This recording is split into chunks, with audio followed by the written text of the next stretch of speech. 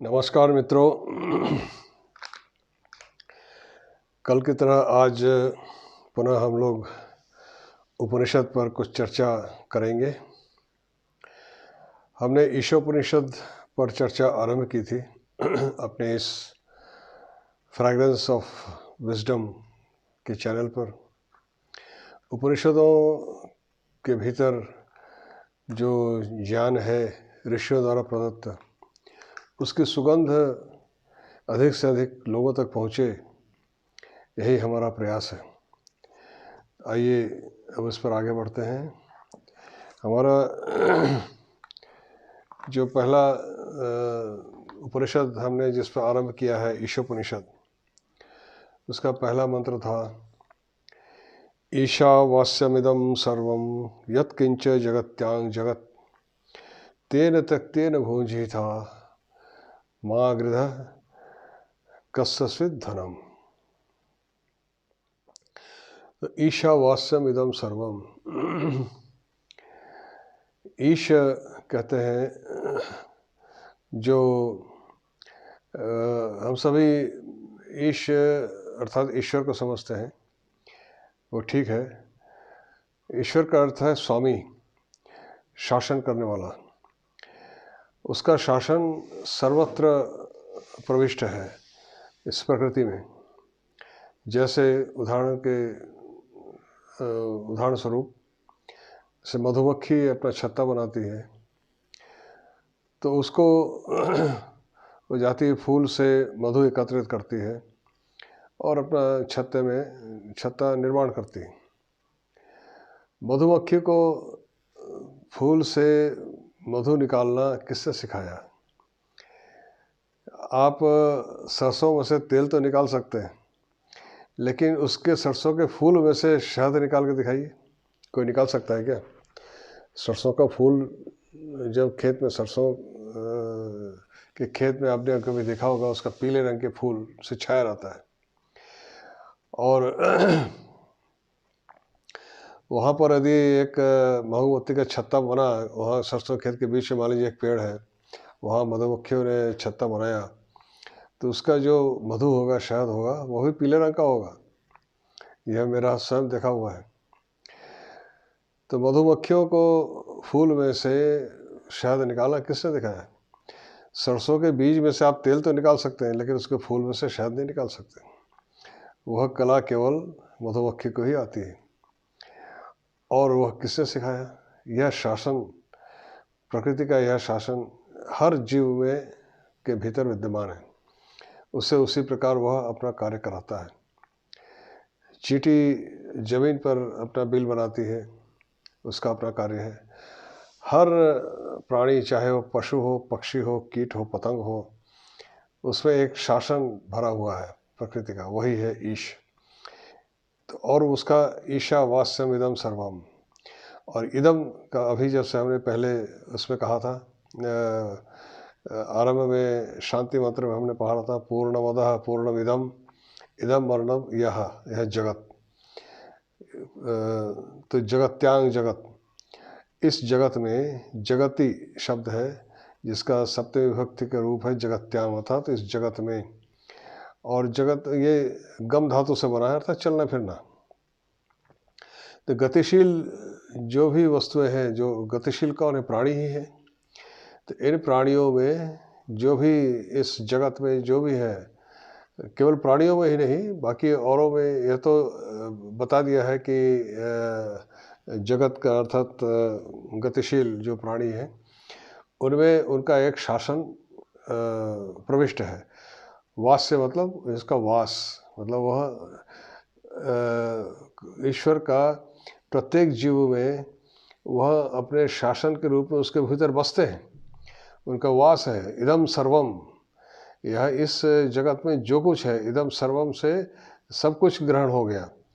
जगत से तो चलने फिरने वाले हो गए, और सर्वम से इस जगत में उसके अतिरिक्त जो भी है, जो जो नहीं चलता फिरता है, वो भी सब कुछ में उसमें उनका शासन प्रविष्ट है और उसका वास है। अब क्या कह रहे हैं, यत्किंच जगत्याम जगत, जो कुछ भी, यत्किंच जो कुछ भी इस जगत में है, सर्वम, या तो जगत तो प्राणियों के लिए कह ही दिया, यत्किंच सर्वम जो कुछ भी है वो सब कुछ में इसका ईशावास्यम, वास्यम मतलब वस धातु से है, मतलब रहना चाहिए। रहना चाहिए का अर्थ है कि यह एक विधान है, एक संस्कृत विधिलिंग होता है, और उसी का एक यह वेरिएशन है। वास्य मतलब रहना चाहिए का अर्थ है कि वो रहता है, विधान के रूप में रहता है, विधि के रूप में, वह उसका शासन है और रहेगा ही रहेगा। उसके अतिरिक्त कोई वस्तु उसके शासन से बचा हुआ नहीं है, कोई भी वस्तु। फिर क्या कहते हैं, तेन त्यक्तेन भुंजी था माँ गृधा कस्यचित् धर्म। तेन त्यक्तेन, अब कहा कि उसके त्याग के द्वारा, भुंजी था। अब त्याग किस चीज़ के त्याग के लिए कह रहे हैं, जो हम इस संसार में जो भी मनुष्य है, जो भी जीव है, प्राणी है, अब यहाँ सभी प्राणियों में कुछ चीज़ें एक जैसी हैं। जैसे चाहे वो पशु हो, पक्षी हो, उसकी जो संतान होती है वह उसका पालन पोषण करते हैं। उसके लिए जैसे पक्षी ने अंडे से बच्चा निकला, चूजा निकला, तो वो उसके लिए भोजन बाहर से लेकर के आती है चिड़िया, उसकी माँ चिड़िया, और अपने बच्चों को खिलाती। उसी तरह से जो स्थलचर जीव हैं वो अपने बच्चों को, बच्चे पैदा होते हैं उसको दूध पिलाते हैं, उसकी रक्षा करते हैं। यह सब प्रकृति का अनुशासन उसके भीतर है, अपने आप कर रहे हो। मनुष्य जाति में भी ये है। मनुष्य जाति में कुछ और बढ़ के भी है। वो तो पशु पक्षी तो केवल अपनी संतान के प्रति उसका जो मोह है, जो उसका जो आसक्ति है, स्नेह है, वो प्रकृति दत्त है। ऐसा ही मनुष्य में भी है। पर मनुष्य उसके साथ और भी चीज़ें हैं। वो क्या है, 3 तरह की ऐषणा होती है, इच्छाएं, पुत्रेषणा, वित्तेषणा और लोकेषणा। पुत्रेषणा मतलब पुत्र की इच्छा, संतान की इच्छा। विशेषकर पुत्रेषणा कहा है, पुत्र की इच्छा। हमारे प्राचीन काल में राजा महाराजा और व्यवसायी अपना उत्तराधिकारी प्राप्त करने के लिए, पुत्र प्राप्त करने के लिए बहुत से पूजा पाठ, यज्ञ इत्यादि करवाते थे। सब राजा दशरथ ने पुत्र प्राप्त करने के लिए यज्ञ करवाया, तभी उनके 4 पुत्र प्राप्त हुए। फिर वित्तेषणा, धन की इच्छा होती है, धन प्राप्ति की इच्छा होती है कि हमारी धन संपत्ति हो, काफ़ी कुछ समृद्धि हो। फिर है लोकेषणा। लोकेषणा अर्थात जनमानस में मेरा सम्मान हो, लोग मेरी बात सुने, मेरे पीछे आवें, और एक लोक मान्यता हो, लोग मुझे माने, यह लोकेषणा कहलाता है। बहुत से लोग चाहे तो जो बहुत से बड़े बड़े साधु सन्यासी महात्माओं को हम लोगों ने देखा, आपने भी देखा होगा, उन्होंने घर संसार छोड़ दिया, धन संपत्ति छोड़ दिया, लेकिन लोकेषणा के जाल में फंस गए। लोक मान्यता को हजम कर पाना बहुत कठिन है। जब सैकड़ों लोग आपके पीछे चलने लगते हैं और आपको एक तरह से बहुत मान्यता देने लगते हैं, गुरु और भगवान की तरह पूजा करने लगते हैं, तब दिमाग गड़बड़ा जाता है। तो इस लोक मान्यता को हजम करना बड़ा कठिन होता है। तो कह रहे तेन त्यक्तेन, मतलब ये 3 जो ऐषणाएँ हैं, इनको त्यागना है। इनको त्यागना का मतलब ये नहीं कि जिसके पुत्र है, घर बार है, वो सबको छोड़ करके वन में चला जाए। इसका अर्थ है रिनंसिएशन अर्थात डिटैचमेंट। इंग्लिश में जैसे कहते हैं डिटैचमेंट, अनासक्ति, आसक्ति, उसके ऊपर आसक्ति ना हो, मन से त्याग। सन्यासी को बाहर से और भीतर से दोनों तरफ से त्याग करना होता है, परंतु गृहस्थ जो पहले से गृहस्थ आश्रम है जिसके पत्नी है, बच्चे हैं, घर बार हैं, उसे अपने मन से इनकी इच्छाओं को त्याग करना सीखना होगा। तो ये इसी को कहते हैं डिटैचमेंट, अर्थात आसक्ति न होना। तो तेन तकतेन का अर्थात है इस आसक्तिहीनता के द्वारा भुंजी था, भुंजी था, अपनी रक्षा करो। यहाँ अपनी रक्षा करो क्यों कहा है, ये अगले कुछ मंत्रों के बाद स्पष्ट होगा।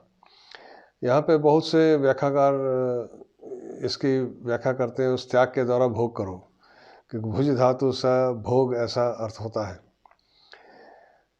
तो संस्कृत जानने वालों को मैं एक बात और बता देता हूँ कि संस्कृत में जो धातु होते हैं जिन्हें रूट कहते हैं इंग्लिश में, और आप सामान्य रूप से उन्हें क्रियावाची शब्द कह सकते हैं, जिनसे क्रियावाची शब्द बनते हैं। जैसे गम एक मूल धातु है, उससे जब आप क्रियावाची शब्द बनाएंगे तो गच्छति, गच्छता, गच्छन्ति ऐसे रूप बनेंगे। पठ एक धातु है, मूल शब्द है, उसे से पठति, पठता, पठन्ति ऐसे रूप बनते हैं। तो भुज एक धातु है, उसका दो अर्थ हैं। एक तो है भोजन करना अर्थात भोग करना, और दूसरा है रक्षा करना। दो तरह के अर्थ हैं, और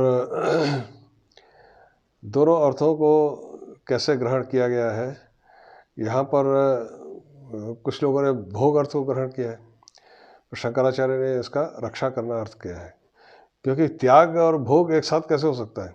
त्याग के द्वारा भोग करो, ये बात हमारी समझ में नहीं आती। तो शंकराचार्य ने जो बात कही है वही मुझे उसी का एक औचित्य समझ में आता है कि त्याग के द्वारा अपनी रक्षा करो।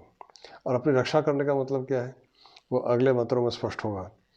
और उन्होंने यह अर्थ विशेष कारण से ही किया है। तीसरे चौथे मंत्र में जाकर के यह कारण स्पष्ट हो जाएगा कि इस त्याग के द्वारा अपनी रक्षा करो। माँ गृध कस्य धर्म, और गृध मतलब लोभ करना, किसी चीज़ को बहुत तीव्रता से चाहना। माँ गृध, माँ है निषेधात्मक, अर्थात लोभ मत करो, किसी चीज़ को चाहो। हम जो फंस जाते हैं इस संसार में, फंसे रहते हैं, क्यों फंसे रहते हैं? क्योंकि हम किसी न किसी वस्तु को अपने लिए भोग के लिए बहुत तीव्रता से चाहते हैं, उसमें आसक्त होकर पड़े रहते हैं। यह आसक्ति ही हमारे बंधन का कारण है, और ये बंधन मुक्ति ही उपनिषदों का उद्देश्य है, अंतिम उद्देश्य है मोक्ष प्राप्ति, अर्थात सभी प्रकार के बंधनों से मुक्ति। तो माँ गृध, अगर हम किसी चीज़ को चाहते रहेंगे, उसको पाने के लिए लालसा में पड़े रहेंगे, तो कभी भी बंधनों से मुक्त नहीं होंगे। यह कुछ पाने की चाह और उसको अपने भोग में लगाने की चाह, यही मनुष्य को बांध के रखती है, यही बंधन का कारण होता है। फिर कहते हैं कस्य स्विद धनम। स्विद एक अव्यय है, मतलब इसका कोई विशेष अर्थ नहीं होता, यह प्रश्नवाचक अव्यय है।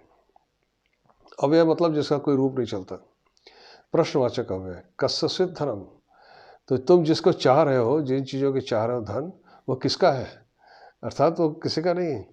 तुम अगर समझते हो ये मेरा है तो ये तुम्हारी भ्रांति है, क्योंकि जब ये शरीर छूटेगा तो धन संपत्ति कुछ भी साथ में जाने वाली नहीं, यह तो सब यहीं रह जाना है। तो कस्य स्विद धनम, तुम जिसके पीछे दौड़ रहे हो वो किसी का नहीं है। इसीलिए कह रहे हैं तेन त्यक्तेन भुंजीता।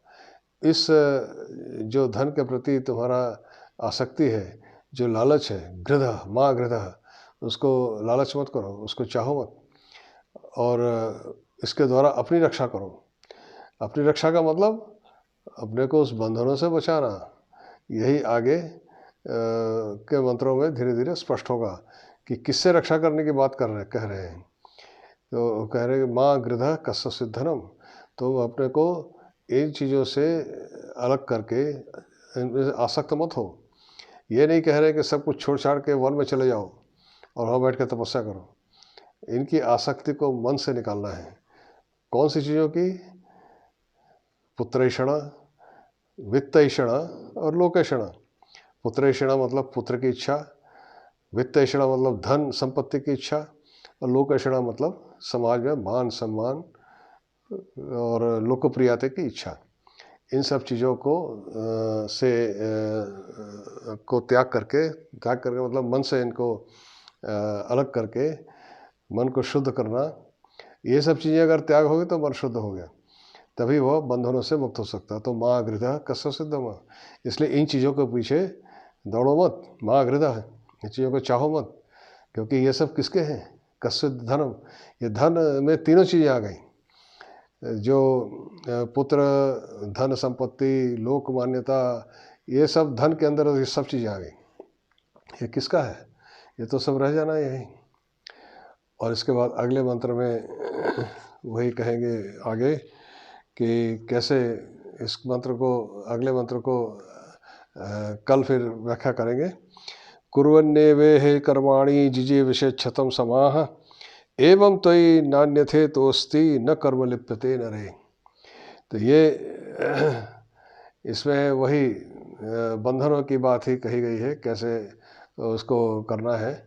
और इस उपनिषद में करीब 18 मंत्र हैं, और इसमें जो बातें बताई गई हैं उसको हम ध्यानपूर्वक पढ़ेंगे, समझेंगे, तो बहुत सी हमारी शंकाएं, जो हम अपने जीवन के संबंध में हमारे मन में शंकाएं उठती हैं, हम क्या हैं, कौन हैं, और कहाँ से आए हैं, और हमारे जीवन का उद्देश्य क्या है, यह सब उपनिषदों के अध्ययन से स्पष्ट होता है। और मनुष्य अपने जीवन के एक लक्ष्य को जान करके उसको प्राप्ति के लिए अग्रसर होता है।